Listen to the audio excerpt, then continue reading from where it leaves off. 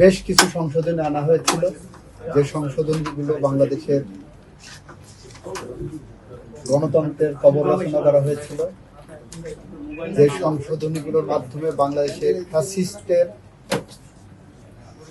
চিরস্থায়ী বন্দোবস্ত দেওয়ার জন্য প্রক্রিয়া আনা হয়েছিল, যেগুলো নিয়ে আমরা বলেছিলাম এটা আলট্রা ভাইরাস। আমি অ্যাটর্নি জেনারেল থাকা অবস্থায় পাবলিক ইন্টারেস্ট লিটিগেশনে মিস্টার বদিউল আলম মজুমদার সহ যারা এই মামলা করেছিলেন এবং ইন্টারভেনার হিসেবে যারা ছিলেন অন্তর্বর্তীকালীন সরকারের পক্ষ থেকে, তখন আমাদের ইনস্ট্রাকশন ছিল যে এই সংশোধনীগুলো বাংলাদেশের মানুষের জীবনে বোঝা হয়ে আছে, গণতন্ত্রের পথে অন্তরায়। বাংলাদেশে গণতন্ত্র উত্তরণের জন্য অন্তর্বর্তীকালীন সরকার অবশ্যম্ভাবী, অন্তর্বর্তী সরকারের বিকল্প কিছু নাই। তখন আমরা সাবমিশন দিয়েছিলাম সেই লাইনে। আমরা বলেছিলাম 7ক 7খ রাষ্ট্রদ্রোহিতা, এটা দিয়ে অ্যাবিউজ করা হবে, এটা ফ্যাসিজমকে চিরস্থায়ী বন্দোবস্তের একটা নীল নকশা। তো সেই জায়গাগুলো মহামান্য হাইকোর্ট বিভাগ বিবেচনায় নিয়ে কিছু বিষয় বলেছিলেন, আলট্রা ভাইরাস দি কনস্টিটিউশন বাতিল করে দিলেন সংশোধনীগুলো। কিছু বিষয় বললেন এটা পার্লামেন্ট সিদ্ধান্ত নেবে। আইনের জেনারেল ইন্টারপ্রিটেশন হলো পার্লামেন্ট এটা সিদ্ধান্ত নেবে, এটা বলার অবকাশ রাখে না, কারণ পার্লামেন্ট ইচ্ছা করলে এটা যে কোনো সময় বাতিল করতে পারে। নেভারদিলেস তার বিরুদ্ধে যেগুলো বাতিল করেননি সেইগুলোর বিরুদ্ধে অ্যাপেলেট ডিভিশনে গেছে। অ্যাপেলেট ডিভিশন ওই একই কথা বলে দিয়েছেন, যেটা পার্লামেন্ট সিদ্ধান্ত নেবেন, আর হাইকোর্ট যেগুলো আপনার অবৈধ ডিক্লেয়ার করেছে সেগুলো বহাল রেখেছে। সুতরাং হাইকোর্টের রায় বহাল আছে, আর বাকি যেগুলো আছে সেগুলো আমরা সংবিধান সংশোধনীর মাধ্যমে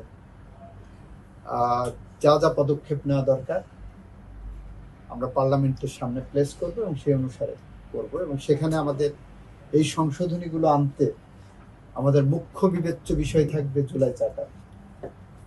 জুলাই সনদকে সামনে রেখে আমরা এই সংশোধনীগুলোকে কিভাবে মানুষের কল্যাণে যুগোপযোগী, দেশের জন্য, স্বাধীনতা সার্বভৌমত্বের জন্য, গণতন্ত্রের জন্য, আইনের শাসনের জন্য, মানবাধিকারের জন্য, ন্যায় বিচারের জন্য আনা সম্ভব হয়, সেটা আমরা পুঙ্খানুপুঙ্খভাবে বিবেচনা করে এবং পাবলিক কনসালটেশনের মধ্য দিয়ে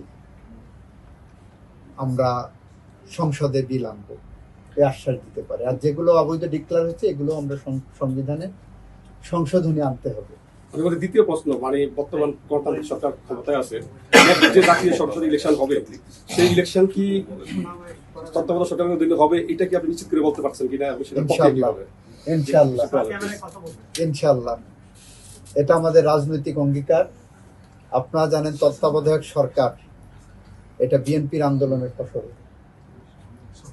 কিভাবে 91 সালের যে নির্বাচন হলো সেটা বিএনপি বেগম খালেদা জিয়ার নেতৃত্বে যে সংগ্রাম হয়েছিল, সেই সংগ্রামের ফসল ছিল অন্তর্বর্তীকালীন সরকার। সেই কনসেপ্ট থেকে তত্ত্বাবধায়ক সরকার প্রক্রিয়ায় গেছি। 96 সালে বিএনপি পার্লামেন্টে ত্রয়োদশ সংশোধনীর বিল এনেছিলেন, এনে নির্দলীয় নিরপেক্ষ তত্ত্বাবধায়ক সরকারের সাংগঠনিক রূপরেখা তৈরি করে দিয়েছিলেন।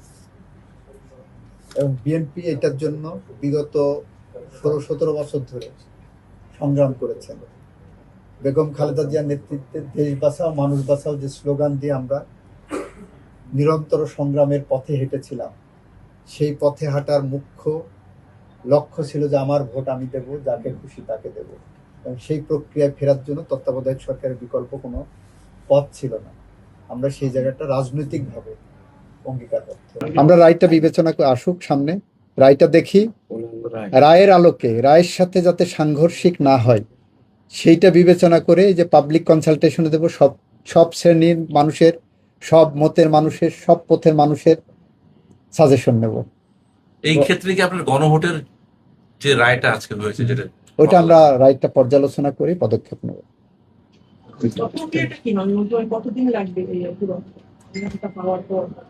রায় পাওয়ার পরে আমাদের সংবিধান সংশোধন একটা কমিটি হবে, সেই কমিটির প্রক্রিয়ায় আইনি প্রক্রিয়া যেভাবে আসে সেভাবে আসবে।